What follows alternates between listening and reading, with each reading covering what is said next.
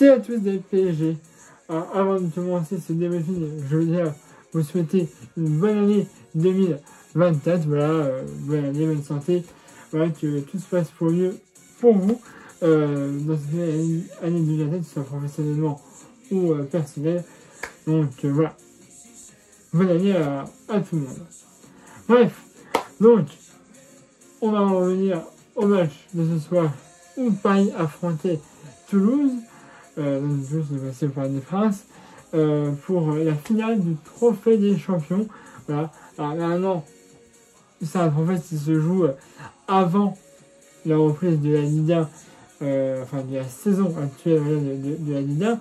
Normalement, ça s'est joué dans plein de villes différentes. On a eu une à Tel Aviv, on a eu une au Japon, au Canada, bref. Voilà. Ça joue toujours dans des pays qui ne sont pas français. Alors, il y a une fois que c'est joué en France, à Lens, il me semble, où on a affronté Marseille, mais il y avait le confinement, donc il y avait personne dans le stade. Là, c'est rejoué en France, on parle des Princes, donc on avait quand même une petite... Enfin, on partait favori déjà, vous savez, alors on avait... Enfin, le fait d'être à domicile nous donnait un petit avantage, voilà. On avait un petit avantage à jouer au Parc des Princes. Voilà. On Paris affrontait Toulouse, donc du coup, bon, on va dire qu'elle jouait à domicile, donc du coup, on va dire Paris. Voilà. Donc, effectif normal, voilà. Il y avait la nouvelle recrue qui arrivait, je sais plus, c'est Lucas Brola, quelque chose comme ça, bref, un défenseur brésilien. Voilà, on devrait en avoir un autre qui devrait normalement arriver, c'est pas sûr. Voilà, qui est aussi un défenseur brésilien, mais qui va devoir se faire opérer, il va être absent 3 mois. Donc, on a là cet hiver. Il n'est pas encore arrivé, mais normalement, on va aussi en avoir un deuxième. Master 2, c'est comme ça. Bref.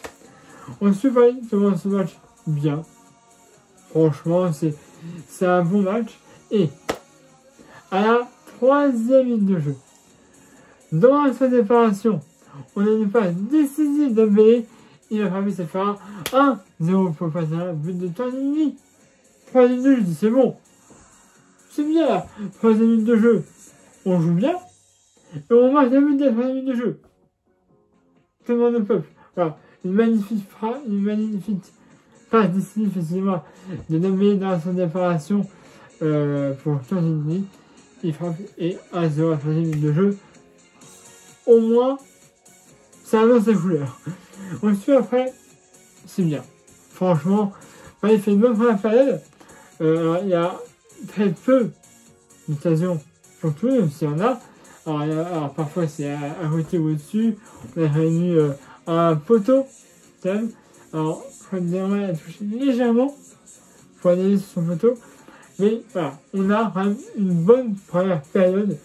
Globalement, de la phase du Paris Saint-Germain. Après, je reproche un petit peu, c'est que on avait beaucoup de nos joueurs dans la surface adverse. Alors, c'est bien dans un premier temps, mais après, s'il y avait des relances, enfin si Toulouse faisait des relances, et qu'il n'y avait pas de défenseurs qui étaient un peu repliés, bah ça pourrait faire de bonnes occasions à Toulouse, qui partent, on va dire, tellement tout seul. Après, t'as plus de la Roma. Voilà. Il a fallu de face comme ça. Mais, voilà. Ça aurait pu arriver. Voilà. Je reprochais juste à l'honneur de ne pas être assez reculé et de tout attaquer. Alors, c'est dans 20 ans. Mais il faut quand même faire gaffe parce que là, bon, c'est Toulouse. Mais si tu prends mon autre équipe, on va dire, en Ligue des Champions, tu vois, ça peut être plus compliqué. Et pour l'instant, voilà, ça marche. Bref, donc, beaucoup d'occasions pour Paris, mais voilà, soit c'est repris, voilà, soit c'est rentré. Voilà, on a des occasions, mais elles sont un peu dures à concrétiser. Et, quand même, avant la mi-temps, il y avait 2 une de temps additionnel, il me semble. Et donc, sur une passe décisive de Bracola à l'extérieur de la surface, il va frapper ses phares de 0 pour passer un but de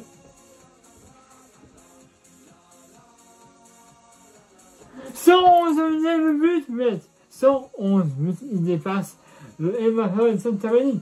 Et oui, Tavani était le meilleur buteur du Paris Saint-Germain au Parc des Princes avec 110 buts.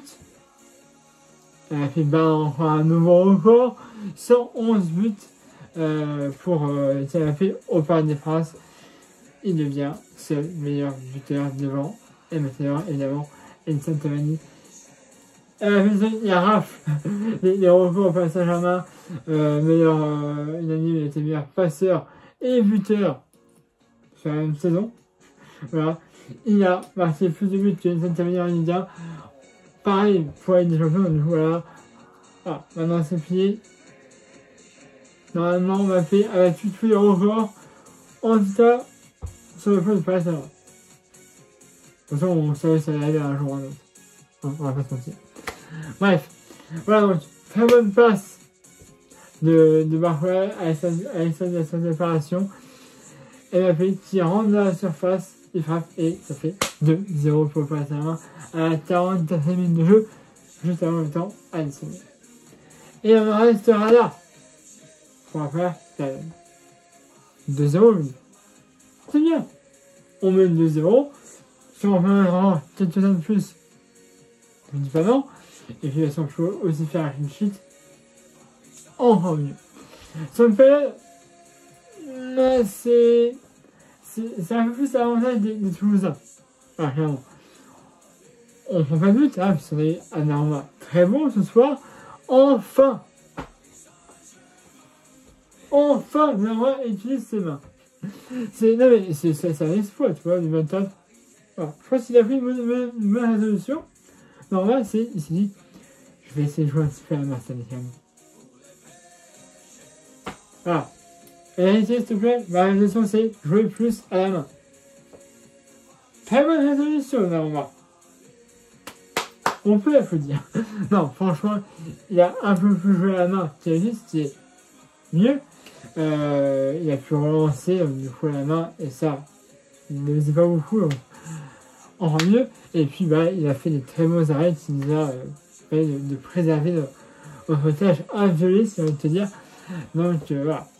Il a fait quand même des beaux arrêts. Et cette occasion, on rentre Paris, Dembélé a bien joué, Théo aussi. Malheureusement, une petite tache noire à la soirée, Skriniar s'est blessé, a été remplacé par le nouveau joueur, là, Lucas Verdola, bref. Et j'ai pas encore assimilé son nom. Et bref, il aurait à la place de Skriniar, et il a reçu un très bel accueil de la part du parc, puisque à chaque fois qu'il touchait le ballon, qui faisait une passe, les joueurs du PSG lui faisaient une hola. Donc il a été très bien accueilli par le Parc des Princes, notamment par les supporters. Voilà. Donc voilà, c'est une occasion, mais je n'arrive pas à mettre dedans. Après il y a des bonnes parades là en bas. Martinez a très bien défendu aussi. Voilà. En vrai, on a eu un match. Et on nous mettra pas de but. Hein. Donc on en restera là. Victoire des hommes face à là. Et on récupère notre premier trophée. Le trophée des champions du 23. Alors même, on a du 24. Mais on va dire que le champion du 23, c'est vraiment... Ça se joue avant dans d'autres... Enfin, ça se joue, oui, dans d'autres pays. Hein, le Canada, le Japon, le Maroc. Bref, voilà. C'est joué une fois en France, à Lens, hein, il y avait le confinement, du coup, on avait pas de supporters, mais on avait gagné Marseille 2-1. Là, c'est refait en France. On va faire cracher dessus, hein, de toute façon. Alors, voilà, non. Ouais, mais c'est des champions, c'est Toulouse. Alors, oui, c'était Toulouse, c'était le trophée des champions. Mais, je vais te dire, c'est bien d'avoir au moins un trophée. Parce que si on se chie dessus pour la Coupe de France et pour la Ligue des Champions, au moins avoir un trophée, pour cette fois, c'est notre 12e trophée des champions. Ils sont, actuellement, le trophée des champions, on l'a à peu près tous les ans. Hein.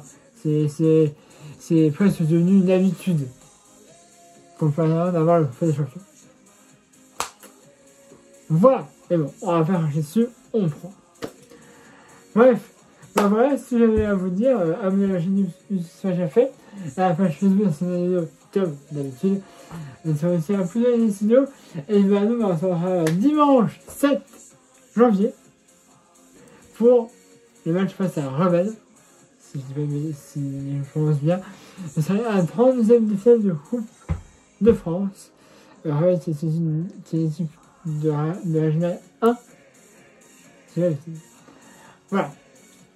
Donc on a aussi cette euro qui va arriver. Donc bah on a ce qu'il en est. Hein, comme je vous ai dit, il y a Matardo. Qui est aussi un défenseur brésilien comme Lucas Berola. Mais il ne pourra pas entrer en rotation si ça se fait. Il va avoir au moins 3 mois d'indisponibilité. C'est vraiment sûr qu'il rejoint le PSG, mais normalement, il va être ça.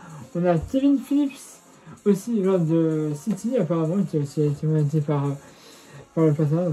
À voir s'il est là ou pas. Apparemment. Mais on est aux alentours de 42 millions. Je crois 7. On pourrait payer un prêt à 6 millions, mais à face à ça, c'est vrai à 42 millions.